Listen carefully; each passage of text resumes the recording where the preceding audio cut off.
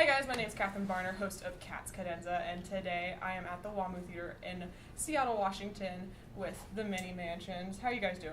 Great. Fantastic. Wonderful. So, do you guys always travel with scantily clad women like the Vertigo music video? Is that what we can expect tonight? Do the what? What's the combo? She'd like to know if we travel with the women, some semi-nude or nude women from the Vertigo video. No, we don't. That's unfortunate for the crowd then. Well, should we? Because some people don't like. Yeah. They were hired models. Yeah. Well, I'm super excited. I'm super excited to be sitting down with you guys tonight. So, people say that like being in multiple groups and having multiple projects is a little difficult, and you guys have managed to do that pretty successfully. Mm-hmm. Why would you think that is? I mean, we say the same thing. It's very difficult. Yeah. Well, the good thing is when you have a guy that's in two of the bands, you can it's easily we can tour on the same tour. Yeah. Whereas I guess if we were and we happen to be friends with the band we're touring with, that helps us. But I guess if like Tyler was touring with Monkeys right now and I was with Queens, it would be very difficult. We wouldn't be able to do this. We've just always learned from day one that was going to be not an issue, but a boulder in the road. Yeah. We just kind of got used to the fact that we can't function like a normal band that has all the time in the world to dedicate. Mm-hmm. So we found ways of writing when we're not together and tracking when we're not together, or filling in every little blank that we can to tour and supporting, basically. Yeah. So kind of like you just end up wearing a lot of hats. In another interview, you said that the latest EP you guys just released kind of saved the group. Could you go into more depth about that? Yeah, we can. Okay. We can. We were writing a bunch of songs for a record or some kind of release, and we just were kind of not in the same city together, so it was really difficult very much so. To make a record is very difficult when you're not in the same city, and not just like physically, but just like emotionally and connecting with each other. Like instead of like land in LA and go to the studio, it's hard to connect. You know what I mean? Without like hanging out, having a few days together. Mm-hmm. So it's just really difficult, and it wasn't feeling right. And we were one of our favorite bands, Sparks, asked us to be their band. So the three of us were backing them up in Glasgow, and we were having a tough time figuring out when we were going to record again. And talked about maybe not recording again. And then we had like 2 weeks at home together, and we decided, okay, let's just go in and do a couple more songs, which ended up being these 4 songs. And it ended up being the best thing we kind of ever had done, we think. And so it kind of gave us confidence that like, okay, this is real, this is why we do this, for the music and friendship. Yeah. How would you say your music has evolved over the past 8 years of being a group? Tremendously. It's gotten, I think we started, well, if point A is when we started as we wanted to be as abstract and trippy, but with like with pop sensibilities and like, I don't know, a combination of a lot of things that we wanted to kind of mesh together.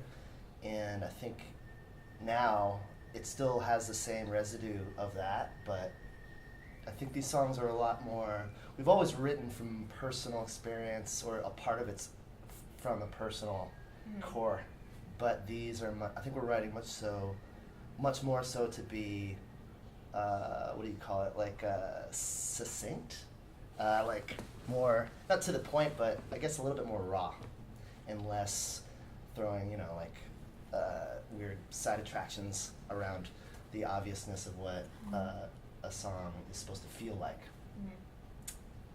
Because that's where we are right now, 2018, or whenever this is going to get released.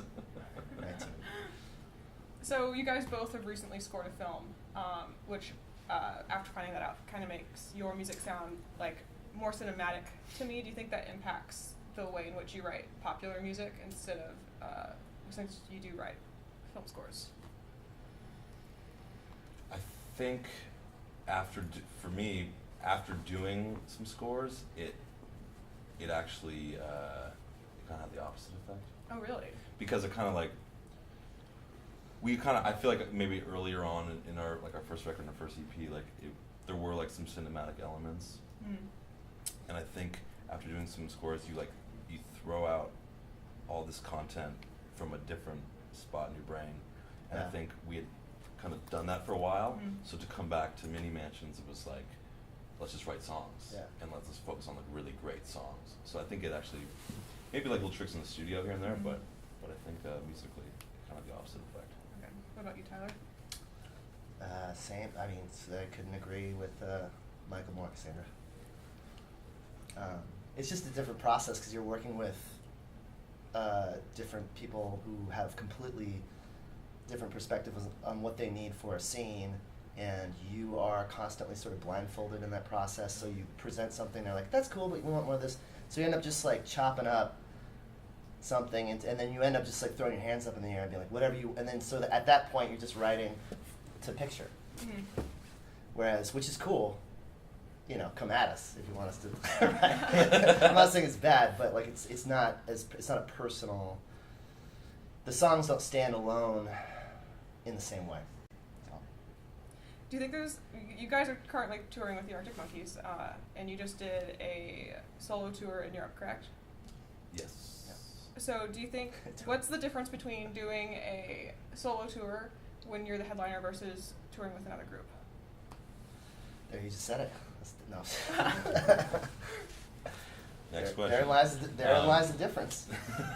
But what is it? Is there more stress for you guys when you're opening in front of the No, band? it's actually reversed. Yeah. There's a lot more. Yeah, there's people paid good money to come see you play, and specifically to come see you. So I feel like there's a little more pressure to perform and live up to these expectations that they have of you. And also, we're a smaller band, so we're playing in smaller venues. They're right up in your face. Yeah. That intimacy is just different. And when we're opening up for bands like Monkeys or whoever, it's like we have something to lose, but we go up there and we're gonna give it our best shot. Hopefully you like it, and hopefully we gain some fans. And it is a challenge for us to try to win over these people. But at the same time, like they don't. Most of them don't know you. Yeah. So it's just like, I don't know, blind date. So you guys have worked with some pretty prominent named people on your music, featuring Alex Turner and Brian Wilson. Can you tell us about how you ended up working with these people and what it was like working with them? Dang. I thought you'd never Well, ask. It's the short and sweet of that. Well, Brian Wilson, it's like Gmail.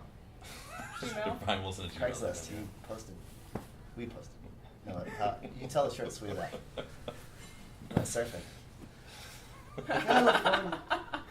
Yeah, I mean, just saying his name that we did something with him was ridiculous. Yeah. It's insane. Is that kind of like a starstruck kind of moment for you guys? I didn't meet him.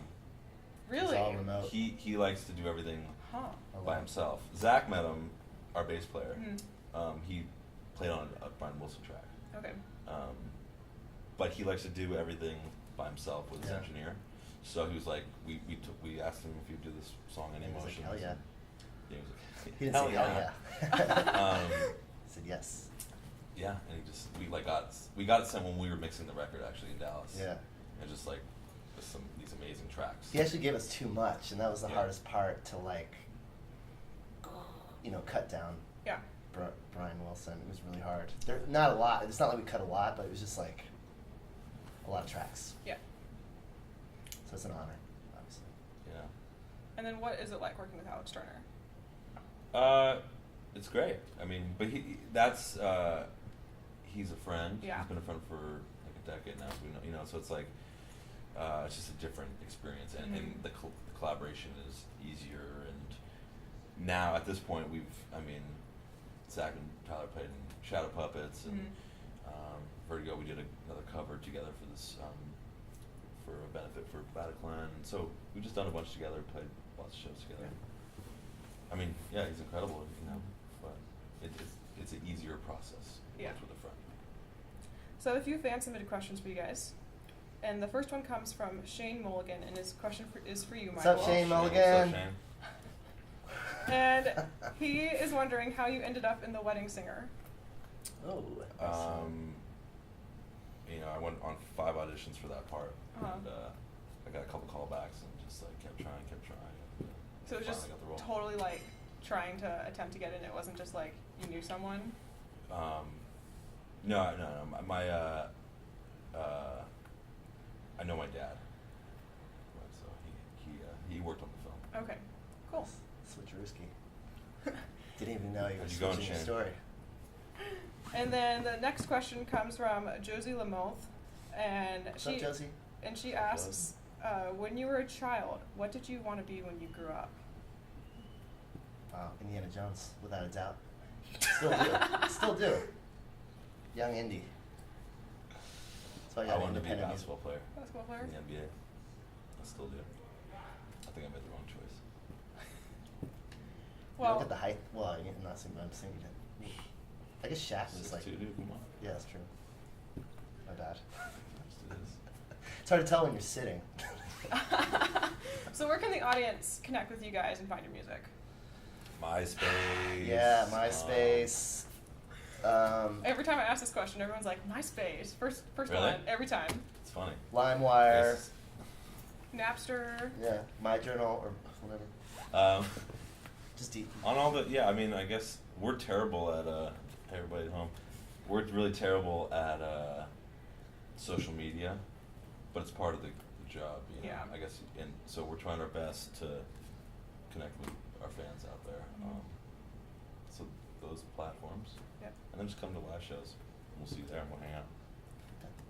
Awesome. Yeah, we don't have robots doing the post, just so you know. You guys are doing them yourself. That's why it's so terrible. Yeah. Well, thank you guys for sitting down with me, and KUGR, the radio station I am with, would like to thank you. So I have some swag for you guys from the station. We need a Right. t-shirt. T-shirt, Thank you so bottle much. openers. Thank you. Wow, look at this. Thank you very Follow much. button for sure. Well, thank you guys for sitting down with me. Of And if you course. enjoyed this video at home, make sure to go down below, click the like button, and also click the subscribe button because I do really awesome interviews with cool bands like the Mini Mansions all the time, and there'll be more coming for you. So thanks, guys. Thank you. Thanks, camera guy.